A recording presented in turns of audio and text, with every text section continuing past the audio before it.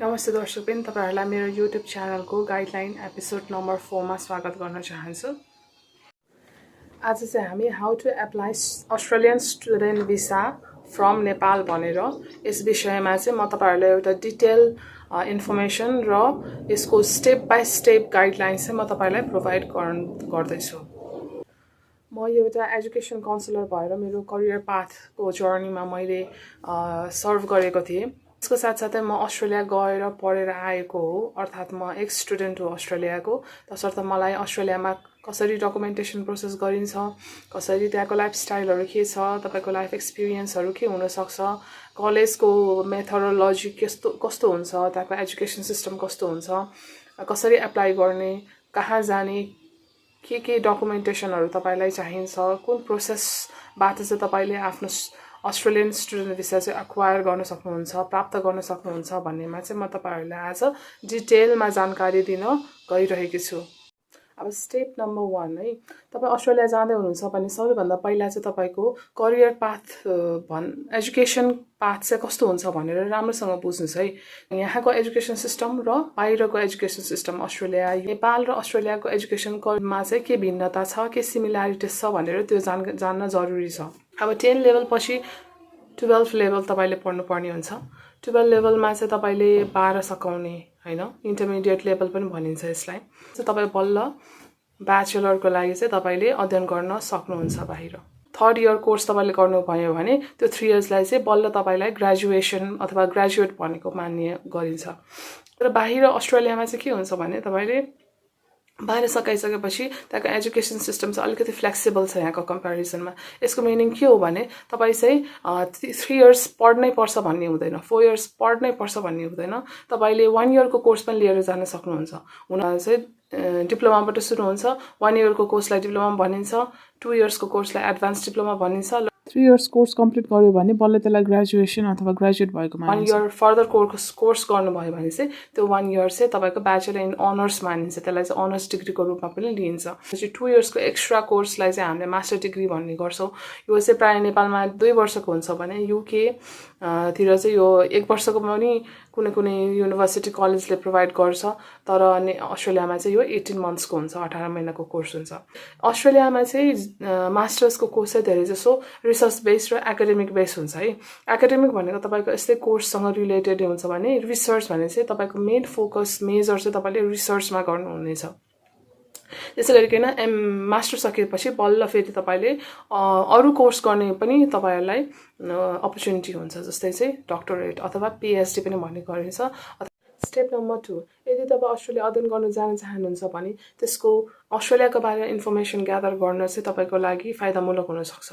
Australia जानु अगाडि चाहिँ अस्ट्रेलियाको बारेमा जान्नु, त्यहाँको सिस्टम, त्यहाँको गभर्नमेन्ट, त्यहाँको एजुकेसन सिस्टम, लाइफस्टाइल, त्यहाँको प्रिफरेन्स भन्ने इत्यादि कुराहरुमा चाहिँ जानकारी लिएको राम्रो।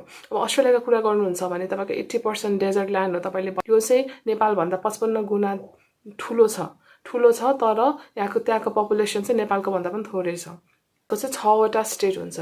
Australia is divided into 6 states है। यदि तपाई सिडनी जाने सोचमा हुनुहुन्छ भने एनएसडब्ल्यू न्यू साउथ वेल्समा पर्दछ भने, तपाई यदि मेलबर्न जाँदै हुनुहुन्छ भने विक्टोरियामा पर्छ। यसै अस्ट्रेलियाको अधिकांश मान्छेहरू चाहिँ क्रिस्चियनिटी रिलिजन मान्दछन्। स्टेप नम्बर 3, अब तपाईहरु कन्सल्टेन्सी र एजुकेसन काउन्सिलरहरू चाहिँ राम्रो खालको ट्रस्टवर्दी पहिलेदेखि धेरै वर्षसम्म काम गरिरहेको इन्स्टिट्युट चाहिँ सिलेक्ट गर्नुस्। मेन चाहिँ नेपालमा चाहिँ पुतली सडक, कमलादी, कुमारी पाटी, बागबजार यी मुख्य इन्स्टिट्युटहरू, राम्रो इन्स्टिट्युटहरू चाहिँ यसमा यो लोकेसनमा चाहिँ अवस्थित छ। NIEC, alpha beta, dolphin education, American education consultancy यिनीहरू चाहिँ नेपालको सबैभन्दा चर्चित र पहिलेदेखि नै काम गर्दै आएको एजुकेसन कन्सल्टेन्सीहरू हो। काउन्सिलरमा पनि भर पर्छ। यो राम्रो खालको कन्सल्टेन्सी चुज गर्नुहोस्। तपाईलाई काउन्सिलिङ गर्ने एजुकेसन काउन्सिलर चाहिँ ILEF ट्रेन्ड र सर्टिफाइड एजेन्ट हो कि हैन भनेर चाहिँ तपाईले बुझ्ने गर्नुस्। अथवा अब स्टेप नम्बर 4, तपाईँ चाहिँ अब आइएल्स टोफेल अथवा पिटी चाहिँ पिटीको लागि चाहिँ रेजिस्टर गर्नुहोस्। किन आइएल्स चाहिँ कुनै पनि अफर लेटर मगाउनुको लागि कुनै पनि स्टुडेन्ट भिसालाई चाहिँ अघि बढाउनुको लागि आइएल्स टोफेल अथवा पिटी चाहिँ तपाईँको इङ्ग्लिस ल्याङ्ग्वेज टेस्टिङ सिस्टम चाहिँ यो चाहिँ अनिवार्य रहन्छ। तपाईँको आइएल्स पनि के हुन्छ भने एकाडेमिक र जेनरल दुईवटा तह हुन्छ। जेनरल भनेको तपाईँ अर्कै वर्क भिसाहरू फ्यामिली भिसामा चाहिँ ट्राभल गर्दै हुनुहुन्छ भने चाहिँ तपाईँले जेनरल दिनुपर्ने हुन्छ। तर अहिलेको केसमा चाहिँ हाम्रो स्टुडेन्ट भिसाको लागि एप्लाई गर्ने हुनाले चाहिँ यो एकाडेमिक नै हुनुपर्दछ। आइएल्स चाहिँ तपाईँको 4 सेक्सनमा डिभाइडेड हुन्छ। एउटा लिसनिङ, एउटा स्पिकिङ, एउटा राइटिङ र एउटा रिडिङ र टोटल ब्यान्ड स्कोर चाहिँ 9 हुन्छ आइएल्सको। र 9मा चाहिँ तपाईँले कम्तीमा पनि राम्रो आइएल्स मार्क्स लिनुको लागि कम्तीमा पनि तपाईँले 6 अथवा 6.5 भन्दा माथि लिँदाखेरि राम्रो। यदि तपाईँको आइएल्स स्कोर कम छ भने चाहिँ ब्यान्ड चाहिँ 5.5 भन्दा कम छ भने चाहिँ त्यस स्थितिमा चाहिँ तपाईँले यदि अस्ट्रेलियन स्टुडेन्ट भिसा पाइहाल्नु भयो भने पनि तपाईँले एक्स्ट्रा 3 मन्थ्सको एलिकोस अथवा English extensive language training course चाहिँ लिनुपर्ने हुन्छ। आफ्नो पढाइ सुरु हुनु अघि ब्याचलर अथवा मास्टर पढाइ सुरु हुनु अघि चाहिँ तपाईँले अनिवार्य रूपमा दिनुपर्छ। त्यसैले चाहिँ ब्यान्ड स्कोर राम्रो लिनुहोस्, जसको कारणले चाहिँ तपाईँले 3 महिनाको कोर्स गरिराख्नु परेन। यसको ट्रेनिङ कोर्स लिने वा नलिने भनेर यो चाहिँ 4 हप्तादेखि 6 हप्ताको ट्रेनिङ कोर्स हुन्छ। कमजोर छ भने चाहिँ म ट्रेनिङ दिन सल्लाह दिन्छु। होइन, यदि मेरो इङ्ग्लिस ल्याङ्ग्वेज राम्रो छ, इङ्ग्लिस प्रोफिसियन्सी फ्लुएन्ट छ, राम्रो छ, म आफै नै पढेर चाहिँ आइएल्स दिन सक्छु भने यदि तपाईँमा कन्फिडेन्स साँच्चीकै छ भने चाहिँ तपाईँ त्यतिखेर चाहिँ इङ्ग्लिस ल्याङ्ग्वेज कोर्स नलिँदा ट्रेनिङ नलिँदा पनि हुन्छ आइएल्सको कोर्सको। तर तपाईँको आइएल्सको एक्जामिनेसन चाहिँ आइडिपी अथवा ब्रिटिस काउन्सिल दुईवटाले मात्रै प्रोभाइड गर्छ है। आइएल्स पनि अनलाइन र पेपर बेस्ड हुन्छ। पेपर बेस्ड चाहिँ नेपालमा चर्चित छ। यसको फी चाहिँ तपाईँहरूले 25,300 देखि लिएर 27,000 तिर्नुपर्ने हुन्छ। अर्थात् 25,000 देखि 27,000 यसको फी हो। स्टेप नम्बर 5, अब तपाईँहरूले आफूलाई के कोर्स पढ्न चाहन्छु र कुन कलेज अथवा युनिभर्सिटीमा गएर पढ्न चाहन्छु भनेर डिसाइड गर्नुहोस्। अस्ट्रेलियाको पपुलर कोर्सहरूमा चाहिँ accounting, community service, social work, business, nursing इत्यादि कोर्सहरू चाहिँ त्यहाँको पपुलर कोर्स हो। तपाईँले त्यो कलेज र युनिभर्सिटी छान्नु अगाडि चाहिँ CRI/COS कोड चाहिँ थाहा पाइराख्नुहोस्। किनभने यो कोड भएन भने चाहिँ त्यो युनिभर्सिटीमा चाहिँ अथवा कलेजमा चाहिँ पढ्न सकिँदैन। बाहिर इन्टरनेसनल स्टुडेन्ट्सहरू चाहिँ त्यो कलेजमा आउन सक्दैन। त्यसैले अब हरेक कलेज र युनिभर्सिटी चाहिँ सेमेस्टर र ट्राइमेस्टर गरेर डिभाइडेड हुन्छ। भन्नाले 6 महिनाको पढाइको अवधिलाई सेमेस्टरमा र 3 मन्थ्सको स्टडीको अवधिलाई चाहिँ ट्राइमेस्टरमा भन्ने गरिन्छ। 6 महिनाको फी चाहिँ तपाईँको अस्ट्रेलियाको $6,000 देखि $10,000 थियो भने अहिले चाहिँ बढेर आएर हरेक सेमेस्टरमा चाहिँ $18,000 अथवा $18,000 पनि तिर्नुपर्ने अहिलेको एजुकेसन चाहिँ एकदमै एक्सपेन्सिभ भएर गएको छ। तर अस्ट्रेलियाको पपुलर एजुकेसन हब चाहिँ सिडनी, मेलबर्न, एडलेड, पर्थ, टाउन्सभिल इत्यादि ठाउँहरू चाहिँ मानिन्छ। कलेज इन्टेकको कुरा गर्नुहुन्छ भने चाहिँ अस्ट्रेलियामा चाहिँ वर्षको 2वटा इन्टेक हुन्छ। एउटा फेब्रुअरी इन्टेक र एउटा सेप्टेम्बर इन्टेक। प्राय अस्ट्रेलियामा चाहिँ 4 किसिमको कलेजेस एन्ड युनिभर्सिटिजहरू हुन्छ है। एउटालाई गभर्मेन्ट कलेज युनिभर्सिटी भनिन्छ, अर्कोलाई ट्याफे भनिन्छ, अर्कोलाई कलेज इन्स्टिट्युट र अर्कोलाई चाहिँ युनिभर्सिटिजहरू। गभर्मेन्ट र ट्याफे कलेजहरू चाहिँ सस्तो हुन्छ युनिभर्सिटी र कलेज भन्दा। तर अनफोर्चुनेटली इन्टरनेसनल स्टुडेन्टलाई चाहिँ ट्याफे अथवा गभर्मेन्ट कलेजमा चाहिँ एप्लाई गर्न पाउँदैन। त्यो एप्लाई गर्नको लागि चाहिँ कि त त्यहाँ गएर PR लिनु पर्यो अथवा त्यहाँको सिटिजनसिप भयो र पर्मानेन्ट रेसिडेन्स भयो भने मात्रै चाहिँ तपाईँले ट्याफे र गभर्मेन्ट कलेजमा पढ्न पाउनुहुन्छ। र तपाईँको फी पनि 3 गुणा चाहिँ कम हुन्छ। सानो अफोर्डेबल र सस्तो कलेज यदि तपाईँ छान्दै हुनुहुन्छ भने चाहिँ Holmes college, KOI college, Kent college, त्यसपछि तपाईँको केन्ट इन्स्टिट्युट, सिडनी कलेज इत्यादि कलेजहरू चाहिँ त्यहाँ सिडनीको प्रख्यात कलेजहरू हुन्।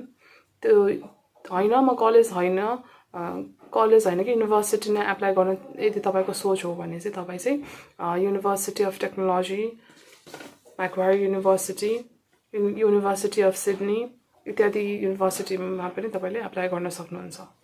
स्टेप नम्बर 6, अब चाहिँ तपाईले अफर लेटर निकाल्नुपर्छ। कुनै पनि कलेज र युनिभर्सिटीमा चाहिँ तपाईलाई अफर लेटर दियो भने मात्रै त्यही अफर लेटरको बेसिसमा चाहिँ तपाईँ फर्दर अगाडि बढ्न सक्नुहुन्छ।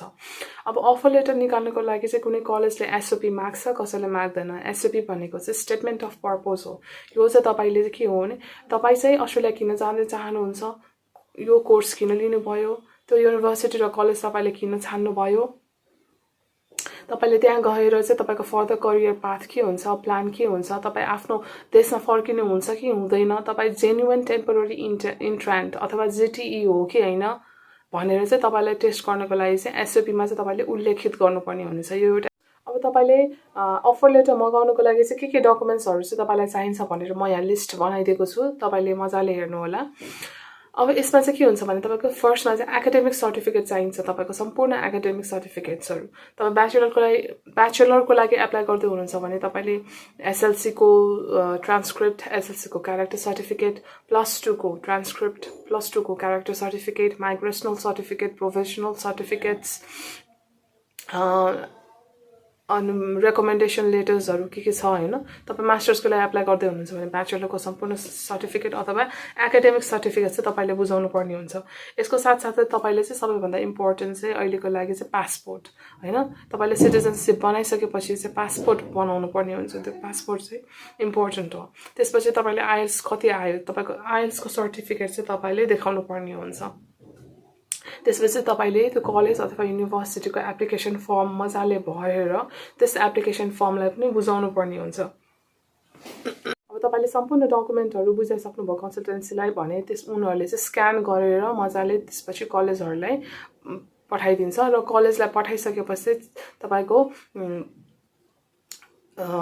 कुनै कलेजहरुले 2 हप्तादेखि अथवा 1 हप्तादेखि 4 हप्तासम्म चाहिँ तपाईलाई अफर लेटर उनीहरुले दिन्छ। अब तपाईको अफर लेटर आइसकेपछि चाहिँ बल्ल तपाईले एनओसी अथवा नो अब्जेक्सन लेटर बनाउन जानुपर्ने हुन्छ। कहाँ बनाउन सक्नुहुन्छ भन्दा चाहिँ यो चाहिँ केशर महल अथवा जुन ठमेल छ नि गार्डन अफ ड्रिम्सकै छेउमा केशर महलमा चाहिँ त्यहाँ गएर चाहिँ तपाईले एनओसी अथवा नो अब्जेक्सन लेटर बनाउन सक्नुहुन्छ। तपाईले अहिले हालसालै आएको प्रक्रिया अनुसार चाहिँ तपाईले अनलाइन पनि एप्लाई गर्न सक्नुहुन्छ।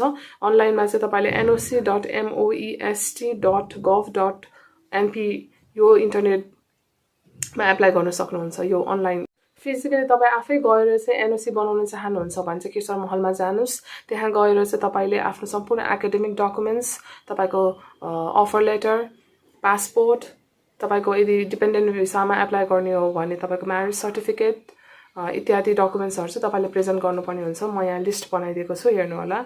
4 वटा काउन्टर हुन्छ। फर्स्ट काउन्टर नम्बर 3 मा चाहिँ तपाईले एप्लिकेसन बुझाउनु पर्ने हुन्छ। काउन्टर नम्बर 2 मा गएर तपाईले 2000 रुपैयाँ रकम फी तिर्नु पर्ने हुन्छ। काउन्टर नम्बर 4 मा गएर चाहिँ तपाईले त्यो सम्पूर्ण डकुमेन्ट्सहरु सबमिट गर्नुपर्ने हुन्छ। त्यसको आधा घण्टा 6 नम्बर काउन्टरमा गएर तपाईले चाहिँ एनओसी अथवा नो अब्जेक्सन लेटर चाहिँ तपाईले कलेक्ट गर्न सक्नुहुन्छ। त्यसपछि तपाईले त्यो अफर लेटरलाई भरेर त्यसमा साइन गरेर त्यहाँ कलेजलाई पठाउनु पर्ने हुन्छ। तपाईको अफर लेटर आइसके पश्चात चाहिँ तपाईले के गर्छ भने कलेजले एउटा उसको अकाउन्ट नम्बर दिन्छ। कलेजको अकाउन्ट नम्बरमा चाहिँ तपाईले आफ्नो ट्युसन फी 6 महिनादेखि 1 वर्षको depending upon the college criteria अनि डिपेन्डिङ अपन यु हैन 6 देखि 1 वर्षको ट्युसन फी चाहिँ तपाईले कलेजले दिएको अकाउन्ट एड्रेसमा चाहिँ तपाईले सेन्ड गर्नुपर्ने हुन्छ। नेपालमा यो पैसा ट्रान्सफर गर्नको लागि चाहिँ नेपाल एसबीआई बैंक र नोबेल बैंक यी दुईटा बैंकमा मात्रै त्यो राइट्स अथवा त्यो फ्यासिलिटिज छ। सम्पूर्ण फीहरु कलेजले भनेको एड्रेसमा अकाउन्टमा बुझाउनु भयो भने चाहिँ त्यसपश्चात चाहिँ बल्ल कलेज अथवा युनिभर्सिटीले तपाईलाई सीओई पठाउँछ अथवा कन्फर्मेसन अफ इनरोलमेन्ट पठाउँछ। यो सीओई मा चाहिँ तपाईले कहिलेदेखि कलेज स्टार्ट गर्ने, कलेजको फी कति हो, कलेजको एड्रेस कहाँ छ, यो कलेजको तपाईको कोर्सको ड्युरेसन के हो इत्यादिको सम्पूर्ण इन्फर्मेसनहरु चाहिँ मजा प्राय जस्तो कलेज र युनिभर्सिटीहरु पनि ओएचएसई अथवा ओभरसीज स्टुडेन्ट हेल्थ कभरसँग आबद्ध हुनाले ओएचएससी कार्ड बनाउन पनि कलेजले नै सहायता गर्दछ। अब तपाईको सीओई आयो भने यही सीओई को बेसिसमा चाहिँ तपाईले भिसामा एप्लाई गर्ने हो अथवा इमिग्रेसनमा एप्लाई गर्ने हो। सीओई चाहिँ एउटा सबैभन्दा इम्पोर्टेन्ट डकुमेन्ट हो तपाईको भिसा एप्लाई गर्नको लागि। पछि तपाईले सम्पूर्ण प्रक्रिया सकिसक्यो एजुकेसन सिस्टमसँग। अब चाहिँ तपाईले इमिग्रेसनमा भिसा एप्लाई गर्ने हो। आफ्नो सम्पूर्ण डकुमेन्टेसनहरू चाहिँ VFS अथवा भिसा प्रोसेसिङ सेन्टर जुन हुन्छ त्यसमा गएर चाहिँ तपाईले सम्पूर्ण डकुमेन्टेसनहरू बुझाउने हो। तपाईको भिसाको लागि के डकुमेन्टेसन चाहिन्छ भनेर यहाँ चेकलिस्ट बनाइदिएको छ, एकचोटि हेर्नु होला। तपाईको भिसाको सब क्लास चाहिँ 500 हो है, स्टुडेन्ट भिसाको। अब यदि तपाईँ डिपेन्डेन्ट भिसामा जाँदै हुनुहुन्छ, तपाईँको स्पाउस अथवा तपाईँको पार्टनरसँग जाँदै हुनुहुन्छ अथवा बच्चा लिएर जाँदै हुनुहुन्छ भने तपाईँले एक्स्ट्रा फर्म चाहिँ भर्नुपर्ने हुन्छ। त्यसको साथसाथै तपाईँले 157A फर्म पनि भर्नुपर्ने हुन्छ। अब यसको लागि के डकुमेन्ट्सहरूको बारेमा जानकारी लिउँ है त। सबभन्दा फर्स्टमा चाहिँ तपाईँलाई एकाडेमिक डकुमेन्ट्सहरू प्रोभाइड गर्नुपर्ने हुन्छ है। पासपोर्ट, IELTS सर्टिफिकेट, जो भिसा एप्लिकेसन फर्म चाहिँ तपाईँले भर्नुपर्ने हुन्छ। त्यसपछि तपाईँले फाइनेन्सियल डकुमेन्ट्सहरू प्रोभाइड गर्नुपर्ने हुन्छ। फाइनेन्सियल डकुमेन्ट्स भनेको के हो भने तपाईँले चाहिँ अस्ट्रेलिया गएर त्यो कलेजको फी चाहिँ तपाईँले तिर्न सक्नुहुन्छ भने त्यसको प्रुफ हो। तपाईँको इन्कम सर्टिफिकेटहरू देखाउनु पर्ने हुन्छ। तपाईँको मन्थली इन्कम कति छ, तपाईँसँग कलेजको फी तिर्न सक्ने एबिलिटी छ कि छैन भनेर त्यो प्रुफ गर्नको लागि इन्कम सर्टिफिकेट हुन जरुरी छ। त्यसै गरिकन तपाईसँग प्रपर्टी भ्यालुएसन सर्टिफिकेट पनि देखाउनु पर्ने हुन्छ। त्यो भनेको के हो भने तपाईसँग कुनै घर छ, जग्गा छ, जमिन छ, बिजनेस छ भन्यो भने चाहिँ त्यसको भ्यालुएसन कति छ, अहिले मार्केट भ्यालुएसन कति छ भनेर चाहिँ त्यो उल्लेखित गराउनु पर्ने हुन्छ तपाईले सर्टिफिकेटको माध्यमबाट। र tax clearance certificate, tax clearance certificate भने चाहिँ तपाईको प्रपर्टी अथवा तपाईको इन्कममा तपाईले ट्याक्स तिरिराख्नु भएको छ कि छैन त्यसको प्रुफ देखाउनको लागि हो। त्यसपछि तपाईको ब्याङ्क ब्यालेन्स देखाउनु पर्ने हुन्छ। तपाईको ब्याङ्कमा कति पैसा छ, त्यसको ब्यालेन्स कति हो, यो कति मन्थ 3 मन्थ्सको चाहिँ ब्याङ्क ब्यालेन्स देखाउनु पर्ने हुन्छ। SBI र नोबेल ब्याङ्क दुईटा ब्याङ्कले मात्रै लिन्छ यसको प्रुफ पनि। लोन देखाउनु पर्ने हुन्छ, त्यो पनि यदि तपाईँ स्टुडेन्ट लोन एप्लाई गर्दै हुनुहुन्छ, तपाईँसँग सफिसियन्ट फन्ड छैन र तपाईँ लोन एप्लाई गरेर चाहिँ फर्दर स्टडीको लागि जाँदै हुनुहुन्छ भने चाहिँ तपाईँले नोबेल र SBI ब्याङ्क दुईटाबाट लोन स्टुडेन्ट लोनको चाहिँ प्रुफहरू तपाईँले देखाउनु पर्ने हुन्छ। तपाईँ जेन्युइन टेम्पोरेरी एन्ट्रान्टको कुरा गर्नुहुन्छ भने GT को बारेमा अघि नै भनिसकेँ मैले। तपाईँ साँच्चैकै त्यहाँ गएर पढ्दै हुनुहुन्छ भन्ने प्रुफ देखाउनको लागि चाहिँ GTE प्रोभाइड गर्नुपर्ने हुन्छ, जुन चाहिँ SOP मा मेन्सन गर्नुपर्छ, स्टेटमेन्ट अफ पर्पज भनेर अघि मैले भनेको थिएँ। त्यसरी नै तपाईँको यदि कुनै ग्याप छ, तपाईँको स्टडी बिचको ग्याप छ, 2 वर्षभन्दा बढी छ अथवा 2 अथवा 5 वर्षभन्दा बढी ग्याप छ पढाइको भने चाहिँ तपाईँ किन त्यो ग्याप लिनुभयो, त्यो ग्यापको कारण के थियो, त्यो ग्यापमा चाहिँ तपाईँले के गर्नुभयो भनेर देखाउनु पर्ने हुन्छ। त्यसको लागि चाहिँ तपाईँसँग वर्क एक्सपिरियन्स सर्टिफिकेट देखाएको राम्रो, त्यतिखेर चाहिँ मलाई फाइनेन्सियल प्रब्लमले गर्दाखेरि चाहिँ मैले यसरी काम गर्नुपर्ने भयो इत्यादि यी चिजहरूको तपाईँको प्रुफ देखाउनको लागि चाहिँ त्यो चाहिन्छ। डिपेन्डेन्टमा जाँदै हुनुहुन्छ भने म्यारेज सर्टिफिकेट, तपाईँको बच्चासँग जाँदै हुनुहुन्छ भने बच्चाको बर्थ सर्टिफिकेट पनि देखाउनु पर्ने हुन्छ। र पुलिस सर्टिफिकेट चाहिँ तपाईँको क्यारेक्टर कस्तो छ भनेर देखाउनुको लागि, र तपाईँ कुनै क्रिमिनल एक्टिभिटिजमा संलग्न त हुनुहुँदैन भनेर त्यो प्रुफको लागि चाहिँ तपाईँ क्लिन हुनुहुन्छ भनेर त्यो सर्टिफिकेट देखाउनलाई चाहिँ पुलिस रिपोर्ट चाहिन्छ। Passport size certificate with white background देखाउनु पर्ने हुन्छ। त्यसै गरिकन हेल्थ स्टुडेन्ट कभर कार्ड देखाउनु पर्ने हुन्छ, जुन चाहिँ तपाईँलाई कलेजले अथवा युनिभर्सिटीले नै हेल्प गर्छ प्रोभाइड गर्नको लागि। त्यसपछि तपाईँले अस्ट्रेलियाको भिसा एप्लाई गर्नको लागि चाहिँ तपाईँको स्पोन्सरसिप कसले गर्दैछ, तपाईँलाई अस्ट्रेलियामा गएर पढ्ने पैसा चाहिँ कसले दिँदैछ, तपाईँको ड्याडीले, तपाईँको मम्मीले, तपाईँको कुनै फ्यामिली अथवा रिलेटिभ्सहरूले, उसँगको तपाईँको सम्बन्ध के हो भन्ने चिज पनि खुलाउनु पर्ने हुन्छ। त्यसको लागि चाहिँ तपाईँले रिलेसनसिप भेरिफिकेसन सर्टिफिकेट बनाउनु पर्ने हुन्छ। त्यो भेरिफिकेसन भनेको चाहिँ तपाईँको स्पोन्सर को हो र स्पोन्सरसँग तपाईँको रिलेसन के छ त्यो इम्पोर्टेन्ट। भिसा एप्लिकेसन चार्ज पनि तपाईँले तिर्नुपर्ने हुन्छ। यसको डिमान्ड ड्राफ्ट चाहिँ तपाईँले पठाउनु पर्ने हुन्छ। अब भिसा एप्लिकेसन चार्ज चाहिँ तपाईँको $650 चाहिँ भिसा एप्लिकेसन चार्ज हो, इमिग्रेसनले लिने चार्ज हो। यो चाहिँ भिसाको फीको रूपमा। त्यसमा फी तपाईँले तिरिसक्नु पश्चात चाहिँ उनीहरूले तपाईँलाई चाहिँ डिमान्ड ड्राफ्ट चाहिँ तपाईँलाई उपलब्ध गराउँछ। त्यही डिमान्ड ड्राफ्ट चाहिँ तपाईँले भिसा एप्लाई गर्दाखेरि चाहिँ त्यहीसँग पठाउने हो। अब इन्टरभ्यू तपाईँलाई कसैले VFS मा लिन सक्छ, कसैले लिन सक्दैन, तर प्रायः चाहिँ लिँदैन। यदि तपाईँलाई इन्टरभ्यू नै लिनु पर्यो भने तपाईँलाई जानकारी गराउँदछ अथवा टेलिफोनद्वारा पनि तपाईँलाई इन्टरभ्यू लिन सक्छ। अब तपाईँको डिपेन्डेन्टमा एप्लाई गर्दै हुनुहुन्छ भने पनि डिपेन्डेन्टको सम्पूर्ण डकुमेन्ट्सहरू चाहिन्छ, उसका एकाडेमिकहरूसँगको जोइन्ट अकाउन्ट होइन, तपाईँसँग बिहा गरेको प्रमाणीकरणहरू, जस्तै तपाईँसँग बिहा गरिछ भने उसको बिहा गरेको फोटोजहरू, म्यारेज सर्टिफिकेट्सहरू, डिपेन्डेन्टसँगको रिलेसनसिपलाई चाहिँ प्रुभ गर्नको लागि अब ब्याङ्क जोइन्ट अकाउन्टहरू इत्यादि चिजहरू चाहिँ तपाईँले देखाउनु पर्ने हुन्छ। त्यसपछि चाहिँ तपाईँले बायोमेट्रिक्स र हेल्थ चेकअप पनि गर्नुपर्ने हुन्छ। हेल्थ चेकअपमा चाहिँ तपाईँको मेन चाहिँ तपाईँको ओभरअल हेल्थ ठिक छ कि छैन, तपाईँको हाइट वेटदेखि लिएर तपाईँको सम्पूर्ण 4 देखि 6 हप्तापछि चाहिँ तपाईँलाई भिसा सक्सेसफुल भयो या भएन भन्ने कुरामा चाहिँ इन्फर्मेसन आउँछ। यदि तपाईँले भिसा पाउनु भयो भने चाहिँ तपाईँको पासपोर्ट चाहिँ VFSमा तपाईँले सबमिट गर्नुपर्ने हुन्छ र त्यसमा चाहिँ उनीहरूले भिसा स्ट्याम्प लगाएर तपाईँलाई दिन्छ। भिसा आइसकेपछि चाहिँ तपाईँको कोर्स कहिलेदेखि स्टार्ट हुँदैछ त्योभन्दा केही हप्ता अगाडिको चाहिँ तपाईँले टिकट बुक गर्नुपर्ने हुन्छ। अस्ट्रेलियाको एयरफेयर जुन चाहिँ $700 लिएर $1500 डिपेन्डिङ अपन द सिजन भर पर्छ। अस्ट्रेलिया भिसा पनि आयो, तपाईँको सम्पूर्ण प्रक्रिया पनि कम्प्लिट भयो भने चाहिँ अब प्री डिप्याचर ब्रिफिङ दिन्छ है कन्सल्टेन्सीले। यो भनेको के हो भने तपाईँको स्टुडेन्टहरूलाई चाहिँ अस्ट्रेलिया पठाउनु अघि चाहिँ अस्ट्रेलिया गइसके पश्चात पनि के प्रक्रिया पुरा गर्नुपर्ने हुन्छ त्यसको बारेमा चाहिँ मजाले छोटकरी रूपमा चाहिँ ब्रिफिङ अथवा डिप्याचर छुट्नु अघि चाहिँ तपाईँलाई दिएको ब्रिफिङ हो। त्यो चाहिँ यी सम्पूर्ण चाहिँ डकुमेन्ट्सहरूको बारेमा मैले तपाईँलाई डिस्क्रिप्टिभ रूपमा चाहिँ मैले तपाईँलाई एक्सप्लेनेसन दिएँ। अब यी डकुमेन्ट्सहरू सबै तपाईँले VFSमा लगेर बुझाउनु पर्ने हुन्छ अथवा कन्सल्टेन्सीलाई बुझाउनु पर्ने हुन्छ। उनीहरूले चाहिँ VFSलाई गएर बुझाउँछ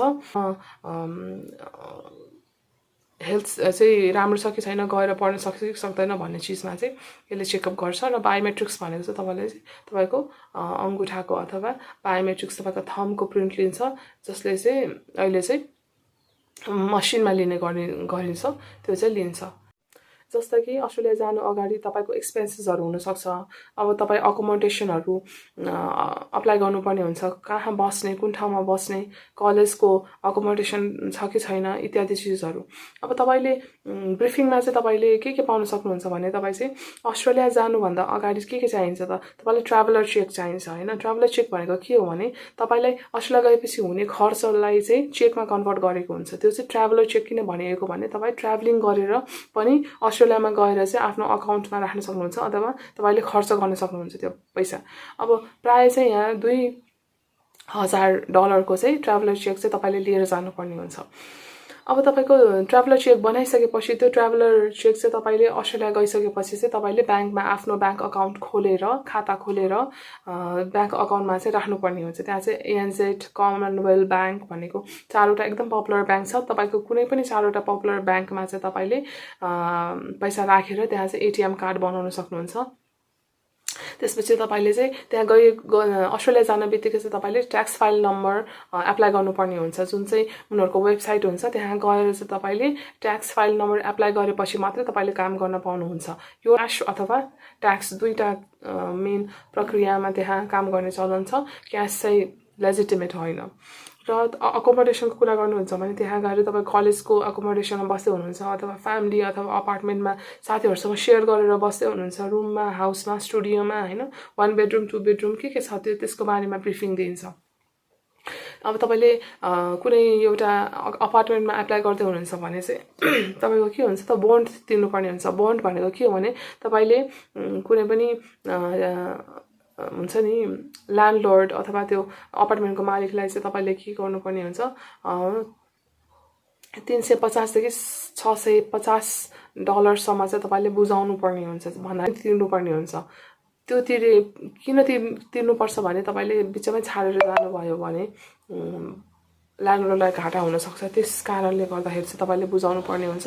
र 4 विक्समा तपाईँले पैसा 4 हप्ताको पैसा चाहिँ तपाईँले बन्ड भनेर त्यहाँ भन्ने गरिन्छ। त्यसै गरी स्टुडेन्ट आइडी कार्ड, अब तपाईँले कलेज गइसकेपछि त्यहाँको कार्ड बनाउनु पर्ने हुन्छ, स्टुडेन्ट आइडी कार्ड, जसलाई चाहिँ कलेजले नै एप्लाई गर्नको लागि एप्लाई गरेर तपाईँलाई दिन्छ।